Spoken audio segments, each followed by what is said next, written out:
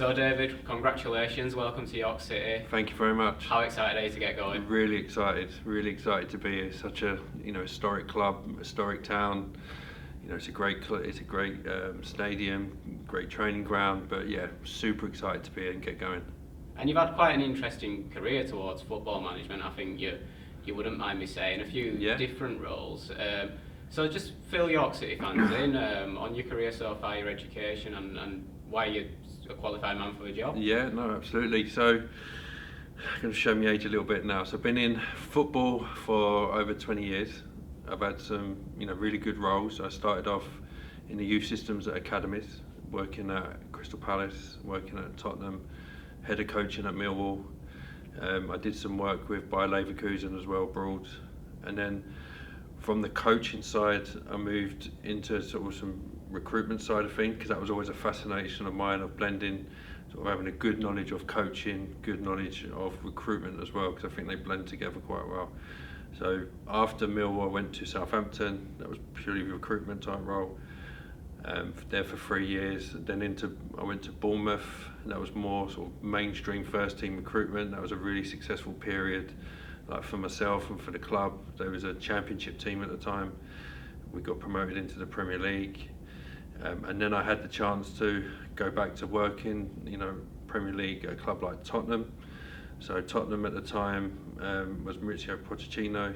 It was sort of his era.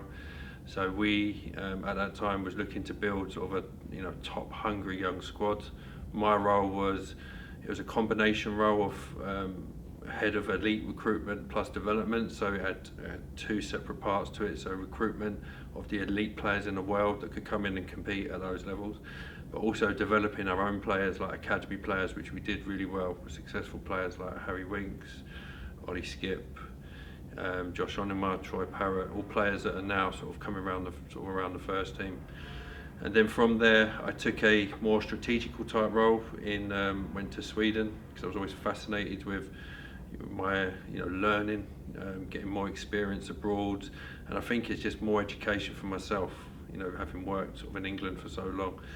And that was more, so a technical director role was more working with the coach at the time was Ian Birchnell, who's now at Forest Green, so I was working very closely with him, some interaction stuff on the grass, so some coaching on the grass as well with him, recruitment again, and sort of more heading up sort of the football departments as well, and working closely with the board and the management, and setting a vision for the club. So setting a real future for the club where we could work in our own arena and built on the work that Graham Potter had done previously. So that was just to sort of keep that engine flowing, if we like. I was a year into my contract there, and I had an approach from Huddersfield Town, not far, just down the road. That was more of a head of football operations type role, so again more quite a strategic role. Elements of it was to work with the managers, which was Danny Cowley and Nicky Cowley, work with all the footballing departments throughout there, work closely with the board, and that was to really build an infrastructure for the club. That was to build a vision of what Huddersfield looked for the local community and local team. And that was a real interesting journey, because they'd just come down from the Premier League at the time.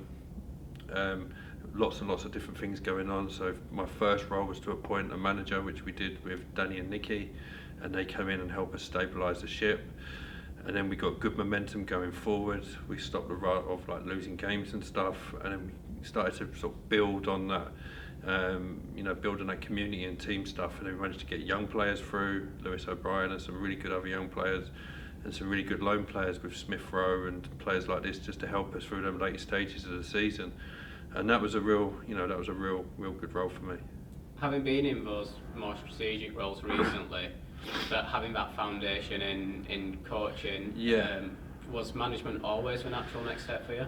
Yeah, it was, to be fair, because my passion was, I was, as a young player, wasn't good enough to sort of go on and make it, so I always wanted to stay in the game from a sort of a young age. So at 2021, I found myself on the academy circuit at a professional club like Crystal Palace and Tottenham, and that was always my drive. Was to be, the best manager I could be.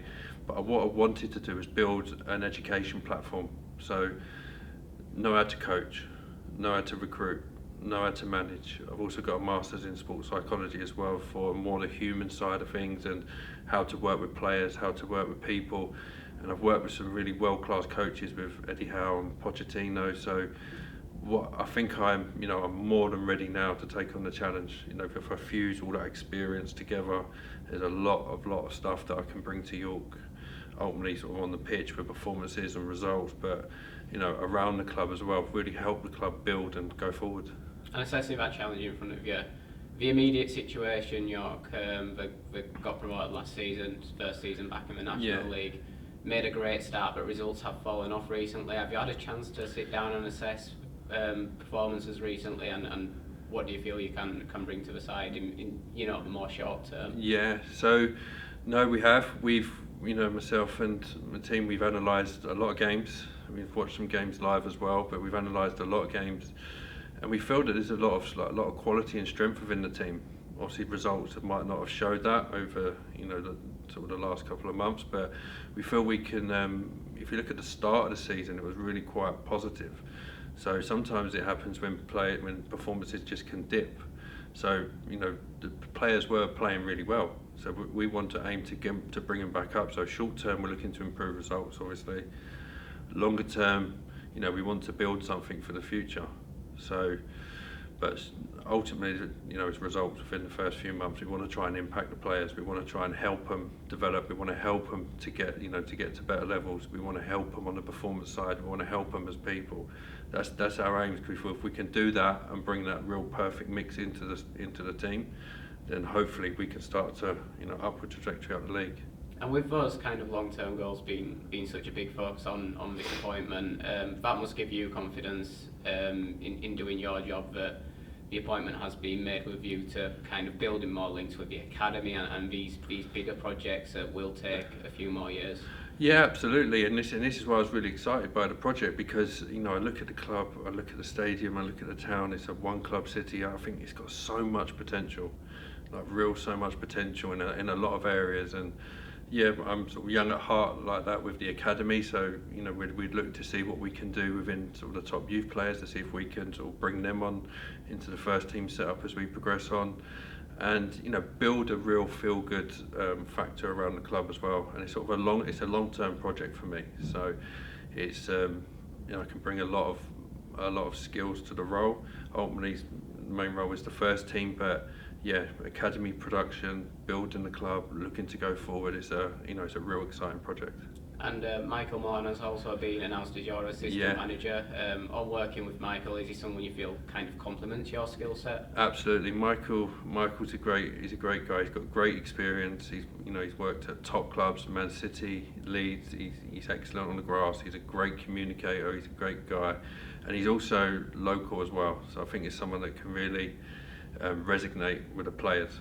He's got a good understanding of York. Obviously, living in the area, he's got a good understanding of the club, and his coaching on the field is excellent. So I think he's someone that we can blend well and work well together.